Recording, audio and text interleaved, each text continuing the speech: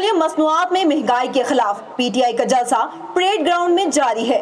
आइए आपको लिए चलते हैं परेड ग्राउंड, जहां पर मौजूद है हमारी नुमाइंदा तहसीन यूसुफ की तरफ।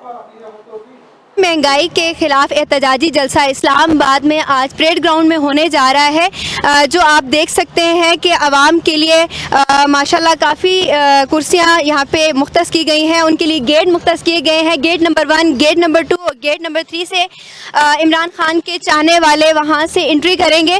और आज इस मैदान में जो तैयारियां हैं वो जलसे की उरूज पर हैं। और स्टेज जैसा कि आप देख सकते हैं 120 फुट लंबाई है और उसकी और 40 फुट चौड़ाई है।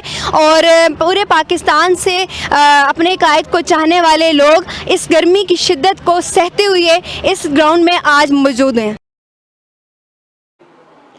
जी बहुत शुक्रिया तहसीन यूसुफ, हमें तफसीलात से आगाह करने के लिए।